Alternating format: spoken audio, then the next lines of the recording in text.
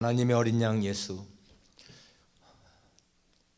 주님을 생각할 때마다 우리의 마음속에 감격이 있습니다. 찬양 너무너무 감사합니다. 저 찬양대가 아주 굉장히 더 발전한 것을 느낍니다. 오늘 시간에 너희 기쁨이 충만하리라 라는 주제입니다.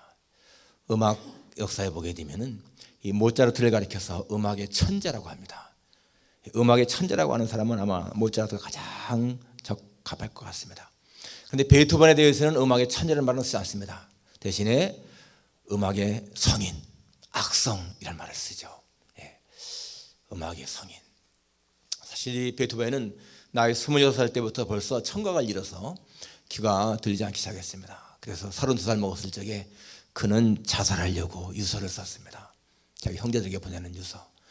자기가 너무너무 괴로운 그런 심경을 토로하면서 어떤 삶에 대한 원망, 회한 같은 것을 적었었는데, 그로부터 22년이 지난 54세 때에 그 유명한 교향곡 9번 합창을 비엔나에서 처음 공연할 때에 그는 완전히 청각을 잃었습니다. 그 합창을 만들 적에도 청각을 완전히 잃지 않습니까? 그런데 그 청각을 잃은 상태에서 사람들의 입술을 보면서 이 지휘를 했는데 관중들이 너무 뜨겁게 우레 같은 박수를 보냈습니다.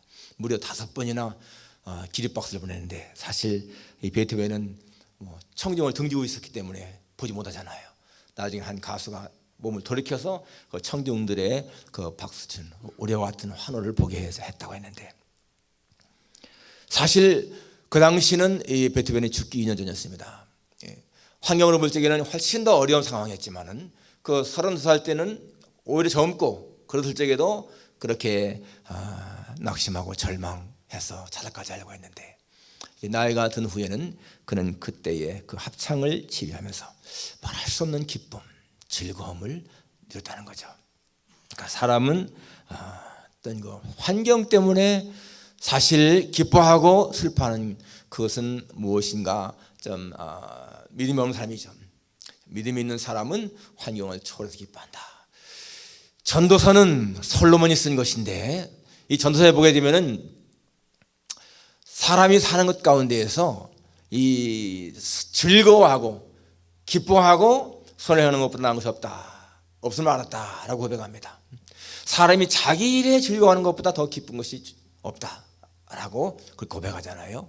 그러니까 우리가 살아가면서 이 기쁨을 누리는 것, 즐거움을 누리는 것, 그것이 굉장히 중요하다고 말씀하고 있습니다. 여러분, 기독교가 참 좋은 교회인 이유를 여러분에게 누가 물으면 어떻게 대답하겠습니까? 왜 기독교가 참 좋은 교회인가? 기독교에는 생명이 있고 기쁨이 있고 소망이 있기 때문에 참 좋은 교회라고 볼 수가 있는 거죠. 왜 하나님 나라 좋을까요? 왜 하나님 나라 좋을까? 하나님 나라에는 영생이 있고 그리고 지고한 기쁨이 있습니다. 로마서에 하나님의 나라는 의와 평강과 희락이라고 했어요. 하나님의 나라에는 희락, 즐거움이 있고 평강이 있다라는 것입니다. 하나님은 그렇게 우리가 죽어서만 가는 하나님 나라를 누리는 그런 자들이 아니고, 이 땅에 사는 동안에도 우리가 하나님 나라를 누리기 원하십니다. 이 땅에 사는 동안에 우리가 하나님 모시고 살면은, 여러분, 하나님 모시고 살면 하나님의 영이 있는 곳이 하나님 나라가 아니겠습니까? 이 땅에서도 우리는 얼마든지 천국의 기쁨을 누려야 마땅한 거예요. 그러니까 예수 믿는 사람들에게는 반드시 뭡니까? 기쁨이 있어야 된다. 하나님은 그렇게 살기 원하십니다. 그러니까 성경에 항상 기뻐하라, 쉬지 말고 기도하라, 범사에 감사하라, 이것이 그리스도 예수 안에서 너희를 향하신 하나님의 뜻이니라. 하나님의 뜻, 하나님이 원하시는 것이 우리가 항상 기뻐하고 범사에 감사하며 사는 것이지 않습니까? 우리가 어떻게 그러면 항상 기뻐할 수 있을까요? 그것이 바로 믿음입니다. 믿음. 우리가 믿음이 있기 때문에 우리는 모든 환경을 초월해서 기뻐할 수가 있다는 것입니다. 믿음이 있는 사람과 없는 사람의 차이가 무엇인가? 어려운 문제에 부딪혔을 때에 그 사람이 어떻게 대처하는 것인가 보면 알 수가 있습니다. 역경 속에서도 믿음이 있는 사람은 소망을 잃지 않고 그 마음의 평정을 잃지 않습니다. 그런데 믿음이 없는 사람들은 어려움을 당하게 되면 평정을 잃어버리는 거예요. 절망합니다. 좌절하잖아요. 오늘 본문에 보게 되면은 20절에 20절, 22절, 24절 세 번에 걸쳐서 예수님이 기쁨을 말씀하고 있습니다.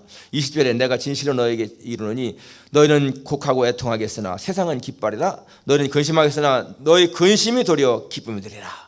너희 근심이 기쁨이 된다 말씀하고 있고, 22절에 보면은 너희 마음이 기쁠 것이요 너희 기쁨을 빼앗을 자가 없으리라. 또 24절에 그리하면 받으니 너희 기쁨이 충만하리라. 이 짧은 본문 속에 기뻐하라, 기쁨이라는 말씀이 세 번씩 나오고 있지 않습니까? 자, 너희 기쁨이 충만할 것이다. 우리가 이 말씀을 통해서 알 수 있는 것. 그럼 어떻게 해요? 첫째로 우리가 무엇 때문에 기뻐하면서 살 수 있는 것인가? 무엇 때문에, 무엇이 우리를 기쁘게 하는 것인가? 첫째는 부활신앙입니다. 부활신앙. 오늘 여러분 16절에 보면은 조금 있으면 너희가 나를 보지 못하겠고 또 조금 있으면 나를 보리라 하시니, 제자 중에 서로 말하되 우리에게 말씀하신 바 조금 있으면 나를 보지 못하겠고 또 조금 있으면 나를 보리라 하시며 또 내가 아버지께로 감이라 하신 것이 무슨 말씀이냐? 조금 있으면이라 하신 말씀이 무슨 말씀이냐? 무엇을 말하는지 알지 못하겠다. 예수님이 조금 있으면 너희가 나를 못 본다, 조금 있으면 나를 볼 것이다, 이 말씀하니까 제자들이 깨닫지 못하는 거예요. 이게 무슨 말씀이냐? 이게 무슨 말씀이었습니까? 조금 있으면 나를 못 본다. 그 말은 이제 조금 있으면 내가 십자가에 죽기 때문에 못 본다, 그 말씀이잖아요. 바로 그날이 언제예요? 예수님이 죽으시기 하루 전이지 않습니까? 그러니까 조금 있으면, 내일이면 너희가 나를 못 본다. 그렇지만은 또 조금 있으면 너희가 나를 본다. 다시 부활하기 때문에 다시 볼 수가 있다. 그리고 내가 아버지께로 간다. 무슨 말입니까? 승천하신다, 그 말씀이잖아요. 나중에서 이제 이 제자들이 그 말씀을 깨닫습니다. 그래서 조금 있으면 너희가 나를 못 본다. 그래서면서 하시는 말씀이 내 말이 조금 있으면 나를 보지 못하겠고, 19절에 또 조금 있으면 나를 보리라 함으로 너희가 문의하느냐? 내가 진실로 너에게 이르노니 너희는 곡하고 애통하겠으나 세상은 기뻐하리라. 예수님이 십자가에 죽게 되면은 제자들은 슬퍼서 곡하고 애통하지만은 세상은 기뻐한다는 것입니다. 왜냐하면은 이제 제사장들이나 바리새인들이 자신들의 기득권을 위협하는 예수님이 죽었으니까 기뻐한다는 거예요. 그러지만은 그것도 잠시고 너희는 근심하겠으나 너희 근심이 도리어 기쁨이 되리라. 처음에는 막 예수님이 죽었기 때문에 이제 어떡하나 하고 근심하지만은 도리어 그것이 기쁨이 된다. 왜요? 부활하신 주님을 만났기 때문에. 여러분, 부활하신 주님을 만났을 때 한번 생각해 보십시오. 이 마리아도 무덤가에 있다가 예수님 만난 다음에 라보니요 하면서 얼마나 기뻐했습니까? 또 제자들이 두려워서 이렇게 문을 잠그고 있을 적에 주님이 가운데 오셔서 너에게 평강이 있을지어다 라고 할 적에 그들은 너무너무 기뻐했습니다. 여러분, 죽어서 무덤에 앉은 자기 눈을 보았는데 주님이 부활에 살아오셨다, 이게 얼마나 기쁘겠습니까? 부활의 기쁨이라는 것이죠. 여러분, 제자들은 정말 예수님의 부활을 목격한 다음부터 그들의 삶이 변하잖아요. 이제는 정말 부활의 증인으로, 이 복음을 증거한다는 말이 무슨 말입니까? 부활의 증인이거든요. 부활의 증인. 다시 사신 예수님이 메시아다, 그게 복음의 핵심이잖아요. 그들은 그렇게 평생을 예수님을 증거했습니다. 힘있게 증거했습니다. 그들은 핍박을 당해도 채찍을 맞아도 두려워하지 않냐고 기뻐하면서 그 공회에서 끌려가서 말이죠, 예수님 말하지 말라고 했는데 왜 예수님을 전하냐고 때문에 채찍을 맞았지만은 그들은 그 이름을 위해서 능력받는 일에 합당한 자리에 오심을 기뻐하면서 공회를 떠났다. 그러니까 부활하신 예수님을 딱 만나고 나니까 이제는 자신들도 부활을 믿는 거예요. 그렇기 때문에 그들에게는 아무것도 그들의 기쁨을 제어할 자가 없다는 거죠. 여러분, 만일에 예수님이 지금도 무덤에 계시다면 우리에게 무슨 소망이 있겠습니까? 석가모니나 공자처럼 그렇게 무덤 속에 있다면 오늘 기독교가 생명의 종교가 되겠습니까? 부활하셨기 때문에, 우리도 부활하셨다고 하는 믿음이 있기 때문에 그것이 생명의 종교 아니겠습니까? 기독교는 생명의 종교잖아요. 생명을 주는. 불교는 절대로 종교가 아니고 철학인 것이고요, 유교는 윤리 도덕인 것이지 종교가 아니거든요. 종교라고 하는 것은 절대자가 있어야 되고 영생이 있어야 종교인 거잖아요. 이 부활 신앙이 여러분 얼마나 중요한 것입니까? 그렇기 때문에 천국을 믿는 사람들은, 이 부활을 믿는 사람들은 당연히 천국을 믿게 되어 있는 거예요. 부활과 천국은 뗄 수가 없지 않습니까? 그냥 부활해서 이 땅에 사는 것이 아니라 영원히 천국에 산다. 그 소망 때문에 여러분 이 땅에서 우리가 어떠한 일을 당한다 할지라도 우리는 기뻐할 수가 있습니다. 마태복음 13장에 보니까 예수님은 천국을 비유하면서 마치 천국은 밭에 감추인 보화를 발견한 사람과 같다. 가서 자기의 모든 걸 다 팔아서 그 보화를 샀다. 그때 얼마나 기쁘겠습니까? 그 밭에 감춰있는 보화를 자기만 발견했는데 이게 엄청난 보화인데 가서 자기 자산을 다 팔아서 사도 아깝지 않다는 거죠. 또 극히 값진 진주 만난 사람과 같다. 극히 비싼 진주 만나서 자기의 모든 걸 다 팔아가지고 샀다. 바로 천국을 믿는 사람은 그런 것입니다. 이 땅에서 모든 걸 다 내려놔도 천국을 가진 것 때문에 만족할 수 있는 기쁨, 그것은 여러분 세상이 줄 수 없는 기쁨이지 않습니까? 바로 성도가 이렇게 기뻐할 수 있는 것은 부활신앙이다. 두 번째는 예수님 주시는 기쁨은 빼앗을 자가 없다고 했습니다. 오늘 22절에 너희가 근심하나 내가 다시 너희를 보게 보리니 너희 마음이 기쁠 것이요 너희 기쁨을 빼앗을 자가 없으리라. 기쁨을 빼앗을 자가 없다. 이 땅에서 여러분 무엇인가 세상적인 것으로 기뻐하는 사람들은요 그것이 없어질 때가 있어요. 돈을 기뻐하는 사람은 돈을 잃어버릴 때가 있는 것이고, 건강으로 기뻐하는 사람은 건강을 잃을 때가 있는 것이고, 가족 때문에 기뻐하는 사람은 언젠가는 가족을 잃을 때가 있는 것이고, 다 그렇지 않습니까? 그런데 우리가 예수님 때문에 누리는 이 기쁨은 빼앗을 자가 없다. 사도 바울은 그렇게 말했습니다. 이 땅에는 환난도 있고 권고도 있고 핍박도 있고 기근도 있고 적신 위험 칼이 다 이런 게 있지만은 그러나 그 어떠한 것도 예수님 안에 있는 하나님의 사랑에서 우리를 끊을 것이 없다. 사도 바울은 여러분 빌립보에서 그렇게 전도하다가 체포를 당하게 되고 매를 맞고 막 그랬지만은 원망하고 탄식해야 할 그럴 때 아니겠습니까? 그렇지만은 그는 감옥에 그 착고에 차인 그러한 가운데서도 그 마음속에 솟아오르는 기쁨 때문에 찬양을 하고 기도하잖아요. 또 사도 바울은 원래가 로마에 가서 복음 전하기 원했습니다. 로마에 가서 사람들한테 힘있게 복음 전하기 원했는데 나중에는 죄수의 몸으로 가지 않습니까? 죄수의 몸으로 가서 감옥에 갇히는 거예요. 그런데 감옥에 갇힌 것 자체도요 은행을 알았습니다. 원래 사도 바울은 그 로마의 광장에서 평민들한테 노예들한테 복음을 전하기 원했는데 감옥에 갇히고 나니까 거기는 군인들한테 귀족들한테 복음을 전하게 된 거예요. 그래서 사도 바울이 뭐라고 고백합니까? 하나님을 사랑하는 자, 곧 그때로 부르심을 입은 자들에게는 모든 것이 합력하여 선을 이루느니라. 여러분 이것이 믿음 있는 사람의 모습인 거예요. 하나님을 사랑하는 자, 거기에 부름받은 사람들은 모든 것이 합력해서 선을 이룬다.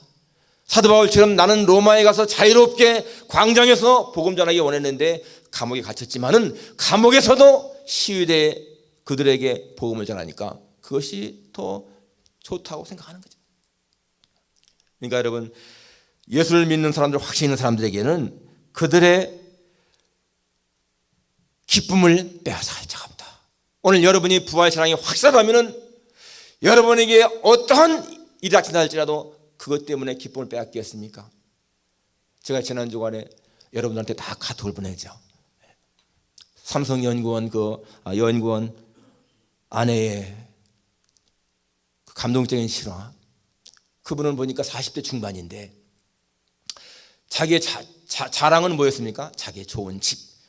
집을 잘 가꾸고 또 예쁜 접시들을 모으는 거, 접시들도 많이 모으고 그렇게 좋은 옷장 무슨 뭐 명품 가방 다 있는데 자기 남편이 병들고 입원해 회복하니까 궁궐 같은 집도 소용이 없고 좋은 옷도 소용이 없는 것이고 그저 병실에 간이 침대에 눕는 것으로 족하고 그저 뭐 이 추링복 입는 것으로도 만족하고 그러잖아요. 그때서야 그는 이 모든 것, 이 좋은 집도 재물도 남편도 자식도 내 것이 아니구나 깨닫지 않았습니까? 남편이 살기를 간절히 기도했지만은 하나님은 그를 데려가시더라고요. 40대에. 그런데도 이분은 하나님 앞에 왜 이렇게 빨리 들어가냐고 원망하고 싶은데 하나님의 그 세밀하심, 주밀하심 그 표현하기를 하나님은 고수시다. 도무지 자기로 하여금 원망할 틈을 안 주신다는 거예요.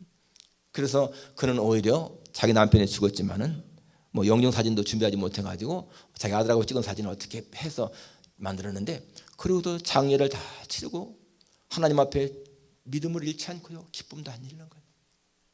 하나님 앞에 대화하는데, 하나님, 내가 내 남편 신약과 구약을 먹으면 암이 낫는다고 해서 억지로 일독을 시켰는데 하늘나라에서 좀 효과가 있나요? 이렇게 질문도 하고, 하나님, 내 남편 데려갔으니까 이제 하나님이 내 남편 되시고 우리 아이들의 아빠가 되어주세요.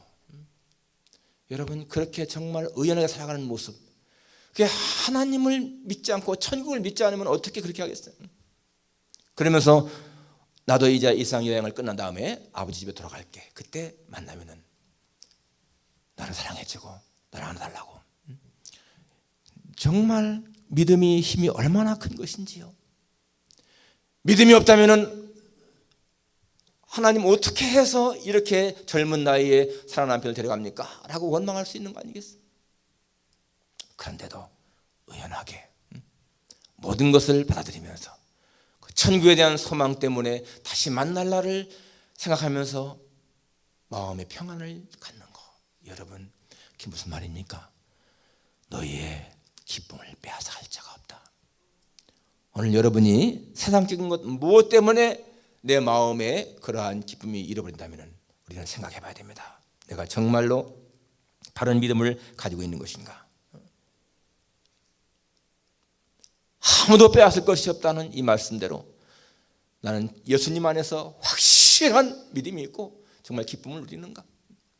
오늘 여러분의 생활 속에서 이런 기쁨과 평안과 즐거움이 없다면 우리는요, 믿음 생활을 다시 한번 점검을 해봐야 돼. 나는 왜 사는 것이 정말 짜증나고 힘들기만 하고 기쁨이 없을까? 문제가 있는 것입니다.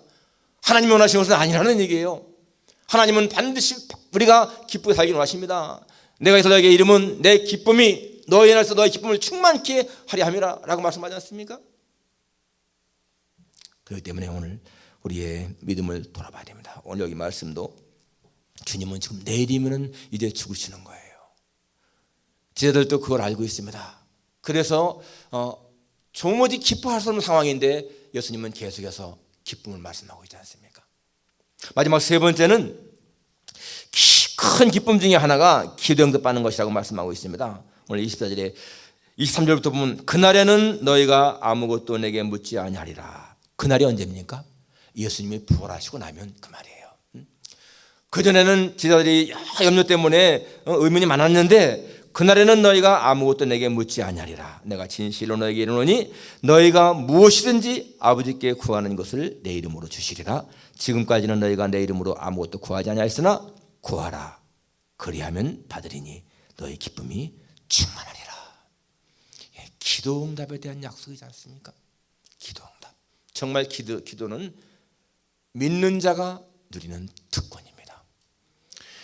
여러분이 신앙생활하면서 기도 응답의 기쁨을 제대로 누리지 못했다면 여러분 그 신앙생활의 기쁨을 별로 못 누리는 거예요.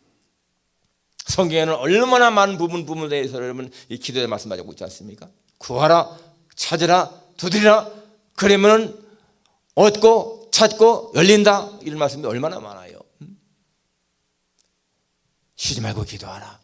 또 낭망치 말고 기도해라. 그냥 기도한다고 해서 금방 응답받는 것이 아니고 성경에 보게 되면 낭망치 말아야 된다는 것을 말씀하시면서 이 과부와 불의한 재판관을 말씀하시면서 그렇게 아주 끝까지 낙심하지 말고 기도할 것을 말씀하고 있습니다. 마태복음 21장 21절에 보니까 너희가 기도할 때 무엇이든지 믿고 가는 것을 다 받으리라 라고 말씀했어요. 그래서 우리는 기도는 정말 믿음이 센다고 생각합니다. 여러분 믿음 있는 기도는 당연히 응답받습니다. 그런데 성경에 보게 되면 믿음이 적은 기도도 하나님이 응답하시더라고요. 여러분 사도행전 12장에 보게 되면 헤롯이 야곱을 칼로 죽입니다. 이 헤롯은 유대인이 아니거든요. 이 헤롯은 에돔 사람입니다. 에서의 후예인 에돔 사람인데 하여튼 간에 더 잔인하게 야곱을 칼로 죽이고 나서 유대인들이 어떻게 반응하나 봤습니다. 근데 유대인들이 기뻐하거든요. 그러니까 베드로도 잡아서 죽이려고 체포하고 감옥에 가뒀습니다. 그때에 이 군인 4씩이 4패에 맞겠다. 16명이 지키는 거야. 베드로를 감옥에 쳐놓고 다 이렇게 묶어놓고 발을 착고 그러잖아요. 성경에 보니까 이에 베드로는 옥에 갇혔고 교회는 그를 위하여 간절히 하나님께 기도하더라 라고 했습니다. 그 말씀만 보게 되면은 교회가 베드로의 석방을 위해서 간절히 기도한 거예요. 그런데 나중에 정말 천사가 베드로를 구해주지 않습니까? 그리고 나중에 베드로가 이 마가의 집에 찾아갔는데 그때 막 사람들이 기도하고 있었습니다. 바로 그 사람들이 기도한 것이거든요. 그게 교회였거든요. 그런데 로데라고 하는 여자가 베드로 음성을 듣고는 뛰어들어가서 베드로가 왔다 라고 하니까 사람들이 뭐라고 했습니까? 네가 미쳤다. 자기들은 열심히 베드로의 석방을 위해 기도했는데 베드로가 나왔다고 그러는데도 네가 미쳤다. 어떻게 나올 수가 있느냐 그 말이죠. 사실 그 당시에 베드로가 감옥에 나온다라고 하는 것은 바랄 수 없는 그런 소망이지 않습니까? 군인 4씩이 4패. 천사가 인도할 적에 보니까 문 하나 열고 그 다음 문 열고 세 번째 시내로 나가는 문을 통해서 나왔는데 그렇게 삼엄한 경계를 어떻게 나올 수 있겠어요? 그렇기 때문에 네가 미쳤다. 나올 수가 없다. 참말이라고 그러니까 그러면 그게 천사다. 그랬습니다. 그렇지만은 그를 딱 만난 다음에 어떻습니까? 너무 놀랬죠. 자기들도 기도하면서 믿지 않았는데 응답받았으니까 놀란 거예요. 여러분 우리가 기도할 때에 꼭 믿고 기도하는 것 당연히 좋은 것이지만은 여러분 진짜 불가능하게 보이는 것도 기도할 필요가 있다는 거예요. 왜냐하면은 기도라고 하는 것은요 우리가 하나님 앞에 우리의 마음을 토하는 것이거든요. 그러니까 들으시는 역사하시는 분은 하나님이신 거야. 하나님에게는 능치 못함이 없으십니까? 그분이 원하시면 되지 않습니까? 그분이 원하시면은 여자의 경수가 끊어져도 잉태하게 하고 남자와 상관이 없던 마리아에게도 임신하게 하는 그 하나님이지 않습니까? 그러니까 여러분 우리가 이 기도 중요하잖아요. 야고보서에 보게 되니까 너희가 얻지 못하면 구하지 아니하며요 구하지 얻지 못하면 정욕 쓰려고 잘못 구함이라 라고 했습니다. 그러니까 우리가 정말 선한 목적을 가지고 기도하게 되면은 하나님은 들으신다라는 것입니다. 그러니까 우리는 막 끊임없이 어떤 일이 있을 적에 기도해야 돼. 여러분들이 집을 장만할 때든지 뭐 비즈니스 할 때든지 아이들 교육시킬 때든지 특별히 여러분 아직 결혼하지 않은 사람들은 진짜 결혼을 위해서 기도 많이 해요. 좋은 배우자 만나는 것은 여러분의 인생을 저하잖아요. 얼마나 기도할까요 여러분? 배우자를 위해서. 무엇보다도 이 미혼인 사람들은 정말 결혼해서 뜨겁게 기도해야 돼. 하나님 앞에 구체적으로 기도해야 돼. 그냥 뭉뚱그려 기도하지 말고 아주 구체적으로. 네. 정말 중요한 것입니다. 예수 알지 못하는 사람들, 하나님 모르는 사람들은 다 그들도 기도합니다. 그들은요 대상을 모르고 기도하는 거야. 천지신명께 기도하든지 무슨 뭐 산신령께 기도하든지 때로는 뭐 부처님께 하든지 또는 뭐 하나님께 하든지 그러니까 마지막에는 뭐 예수님의 이름으로도 하고 뭐 관세음보살도 하고 남암탑을도 하고 막 그러잖아요. 누구든지 하나 들어서 좀 이뤄달라고. 그건 기도가 아니죠. 넋두리라 넋두리. 아까 말한 것처럼 베드로가 감옥에 갇혔을 적에 그 교회에서는 이에 베드로는 옥에 갇혔고 교회는 그를 위하여 간절히 하나님께 기도하더라. 거기보다는 목적이 분명해. 그를 위해서 베드로를 위해서 간절히 하나님께 기도하더라. 하나님이 대상이잖아요. 우리는 기도하는 것이 그저 기분 내킨 대로 하는 것이 아니고 살아계신 하나님 앞에 내 기도를 들으시고 응답하시는 전능자 하나님 앞에 기도한다는 것. 그러니까 여러분 기도하는 것이 얼마나 중요한 것인가. 우리 정말 교회의 평안을 위해서도 기도하시고 교회의 성장을 위해서도 기도하시고요. 여러분의 특히 가정을 위해서 기도하시고 특히 여러분들 자녀들을 위해서 정말 뜨겁게 기도해야 됩니다. 왜냐하면 이 부모가 자녀를 향한 그 기도는 절대로 땅에 떨어지지 않습니다. 지금은 마치 좀 안 보이는 것처럼 보인다 할지라도 안 보이는 것처럼 느낀다 할지라도 여러분 기도가 쌓이게 되면은 그것이 분량이 차게 되면은 하나님 응답하신다. 지난번에 제가 금요일날 기도회 때 그렇게 말씀했잖아요. 한나의 기도에 말씀하시면서 한나가 그렇게 아들을 간구했을 적에 하나님이 그렇게 오랫동안 한나의 태를 닫아놓은 것은 한나의 기도의 양이 찰 때까지 기도했다. 왜냐하면 그 당시에 하나님도 답답했습니다. 아들이 없는 한나만 답답한 것이 아니고 지도자가 없는 그 나라를 보면서 하나님도 가슴 답답했습니다. 정말 훌륭한 지도자가 있어야 되는데 그때 이 한나의 기도, 그 양을 채우면서 하나님은 한나에게 사무엘이라고 하는 위대한 지도자를 주지 않습니까? 그러니까 기도의 응답이 늦을 적에는 하나님은 내가 생각하는 것보다 훨씬 더 좋은 걸 주신다라고 하는 그런 믿음이 있어야 돼요. 오늘 여러분 기도하면은 구하라 그리하면 받으리니 너의 기쁨이 충만하리라. 정말 여러분의 평생 기도에 응답받는 기쁨을 많이 누리기를 축원합니다. 하나님 앞에 간절하게 기도할 때 하나님이 응답하심으로 말미암아 하나님 내 기도를 주셨구나 하는 그런 기쁨 충만 얼마나 좋은 거예요. 여러분에게 오늘 주님의 말씀이 그대로 이루어지기를 바랍니다. 너의 기쁨이 충만하리라. 예, 부활신앙 때문에 우리는 기뻐할 수 있는 것이고 아무도 빼앗아갈 수 없는 기쁨, 세상이 줄 수 없는 그러한 기쁨 때문에 우리는 기뻐할 수 있는 것이고요. 그리고 기도응답 때문에 기뻐하는 그러한 삶이 여러분의 생애 속에 늘 이어지기를 주님의 이름으로 축원합니다. 기도하겠습니다. 하나님 아버지,